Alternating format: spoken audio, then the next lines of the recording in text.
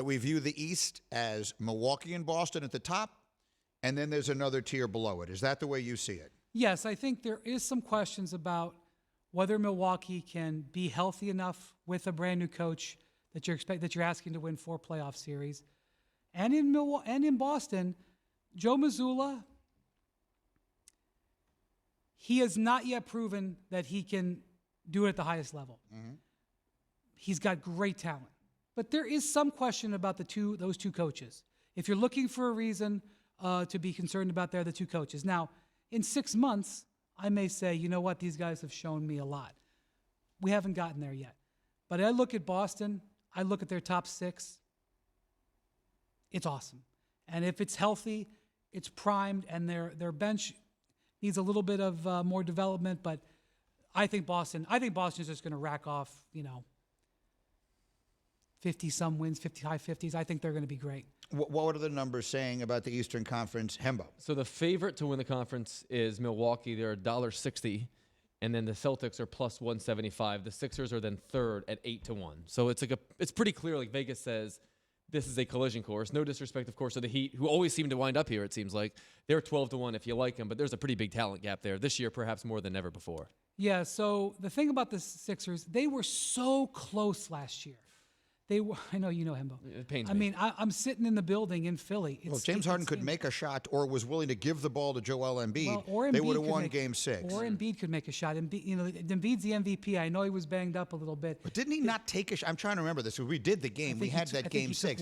Didn't he not take a shot in the last 6 minutes of Game 6 when they had the lead at home and were ready to knock out the Celtics? No, that sounds right. I'll pull up the stat line. But, yes, I mean, Game 7 I thought was definitely a Joel Embiid sort of indictment, no-show. But Game 6 was the game to win in Philly at home. But when they lost Game 6, that series was over. It's a 50-50 game. On your home court, you have the MVP.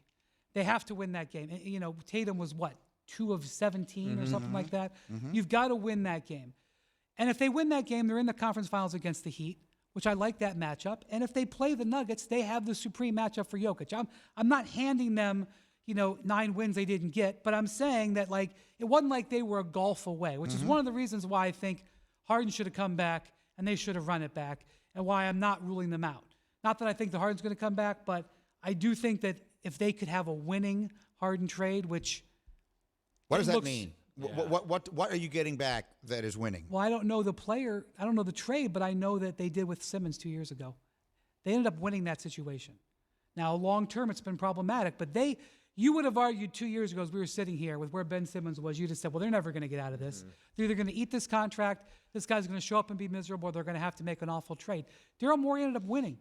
It took him months, but he ended up winning it. And so that's why he's sitting here now. So give Philly a chance to try to win that trade, and let's see where the odds are then. So winning the trade is one thing, but also appeasing Joel Embiid is another. So I view these things as happening on sort of separate tracks. Daryl Morey, I think, is going to go to the Hall of Fame someday. We've argued about this, but regardless, because he is this cold, calculated, sort of data-driven, numbers-crunching GM wonder type, that type. But Joel Embiid, he's the one whose legacy is going to stick to this stuff. He's never even played in a conference finals before, and their best shot may have just come and gone. What could Daryl Morey possibly do, given the set of circumstances right now, to appease Joel Embiid so that Philly fans aren't terrified that he's going to go to the New York Knicks? I don't have an ironclad answer for you, just like I didn't have an ironclad answer 2 years ago that said he was going to get James Harden in 4 months. I will say that what I think he's trying to do is he's trying to flip Harden for draft picks and maybe a player they can trade to a draft pick. And then they get to later on in the season, they take those draft picks and flip them into a player. That's what he's trying to do because that's the hand he's holding right now. But it's possible that we get to December or January and the profile of the situation has changed. I've just been around long enough to know that you can't predict NBA player availability months in advance. So there we have the situation at the very top of the East. Then you have the rest of the group. So we know Boston and Milwaukee, and barring something stunning, they'll both be really good. The Sixers are going to figure out their situation. And then you have kind of everybody else. Miami keeps finding ways to win. The Knicks are good. They're not great. The Cavaliers are good. They're not great.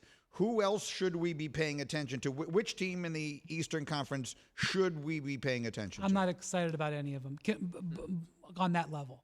I mean, I'll respect Miami. Miami, in my view, has gotten mildly worse because as they were waiting for Dame Lillard, they let some role players go. Now, one thing I'll say about Miami, they always get the most out of their team, and they have the assets to make a big trade. Maybe they make a big trade in January. But as we sit here right now, I think there's a gulf between those teams in Miami. I mean, the Knicks fans I know are excited about being – it almost feels like they're the team with some stability, which whoever would have thought we'd hear ourselves say that. But they've got a roster. They've been together. They're core parts. They got a sort of a – nothing. I mean, I'm just looking right at your face. You're giving me nothing. The money has poured in on the Knicks under. The Knicks I was looking at the numbers a couple days ago. I'll pull them up now. The Knicks are 45.5 is their over-under. The money is pouring in on the under. Heavy. The most negative odds you can bet, at least 2 days ago, was Knicks under because so much money is coming out. There doesn't seem to be a lot of belief that the Knicks are going to back up with another good season, although I don't necessarily believe that because I do think their stability means something, and I do think they can win in the mid-40s again. It's just that there doesn't seem to be a lot of excitement about it. Right. Is the whole resting, and now, we've got the terminology for it and all that kind of stuff. Adam Silver and Joe Dumars came out recently and were talking about how they're working with the union on establishing an 82-game mindset. They've tried to put this tournament in early in the year. We'll see how that's received, but it's another way of trying to bring a little more pep to the regular season, or what has traditionally been the regular season in the NBA. Do you expect there to be a noticeable uptick of the number of games that players play? We'll see, because the instant that they announced the rules, was instantly teams talking about, well, here's the 11 different ways we're going to get around this. People are talking about Kawhi Leonard. Kawhi Leonard is not the canary in the coal mine. He is exempt because he's coming. There's an exception for a player like him who's had. He's legitimately hurt. Yeah. Yeah.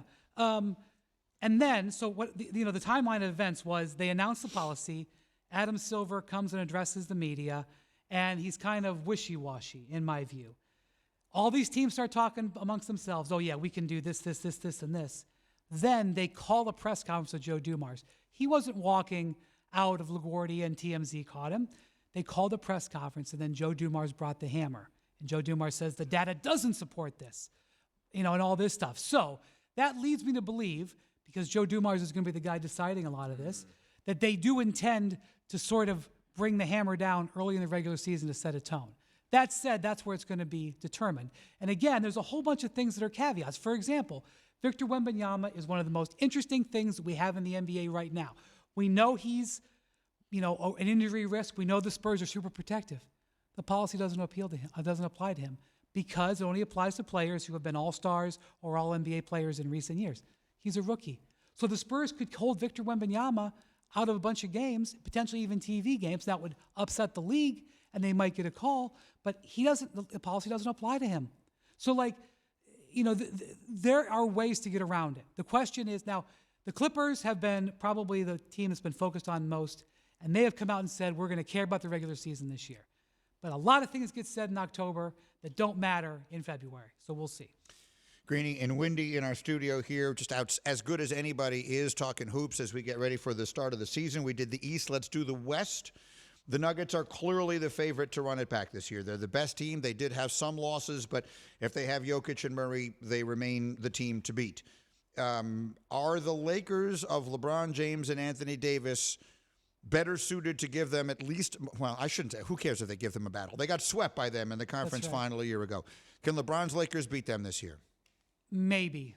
The thing is, there's some really good teams in the West, but there's some really good teams in the West. So there were years, you remember, when the Golden State Warriors were churning through, when they went 12-0 in the West playoffs. There was nobody to test them because it was lopsided. Now the distribution of talent is remarkable. So I look at the Lakers and I go, man, they got AD, they got LeBron. They got Austin Reeves, who's better than anybody thought. They've got size. They've got quickness. They can play fast. They can play big. They can play small. They can play quick. They can play slow.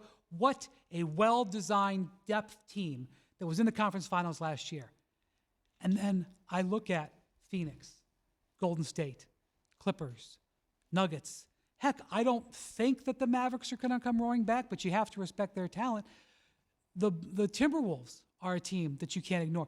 The depth at the top end in the West is so hard that even though the Lakers are better, they could have a much better season this year and get knocked out before the conference finals. Not because they screwed up, but because the competition level's that way. You didn't mention, I know this isn't probably top of most people's minds, but you did mention the Pelicans there, which I don't know if that was an oversight or, I mean, you're just rattling teams off the top of your head. Should we be expecting to see Zion Williamson? Because candidly, when he plays, they don't lose much. Two things with the Pelicans. One, Zion has never proven he can be healthy. Right. So if he proves he can be healthy, we'll talk about it in a few months. Secondly, they're a team that has big-time shooting concerns. They weren't able to get better in shooting.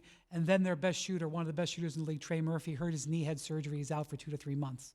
So they have got to improve. And again, every single night, they're going up against a real challenge. I think they're a team to watch. I think the Thunder are a team to watch, especially if Chet Holmgren is as good as advertised. To me, if you ask me, I would appointment view every Chet Holmgren, Victor Wembanyama game. These guys genuinely do not like each other.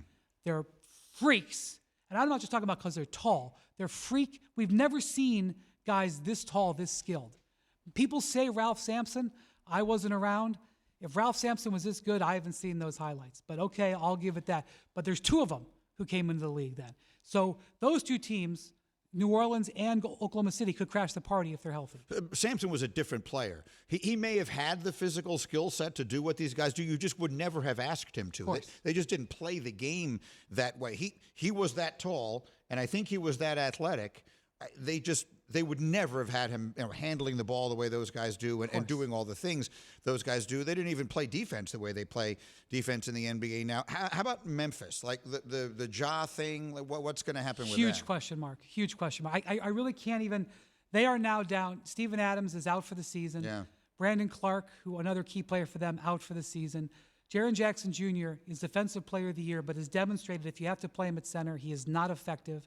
So they are not only down Ja 25 games, they are decimated in the big man spots and asking Jaren Jackson to do a lot. I respect their team a lot. I respect their coach. I respect their organization. They're sort of on the list, but it's very hard for me to take them in that top 4 at this point. They can absolutely storm their way in and prove me wrong. Desmond Bane had offseason surgery on his foot. Seems like he's back. He's going to play a big role in this season. Obviously, Marcus Smart has a championship-style mentality, but the competition level is so tough. The margin of error for them is much smaller. Wanna try to boast at what I look like. Keep them down, try to wear, I pull up long range. Jimmy with the heat, I'm on fire. It's NBA over here,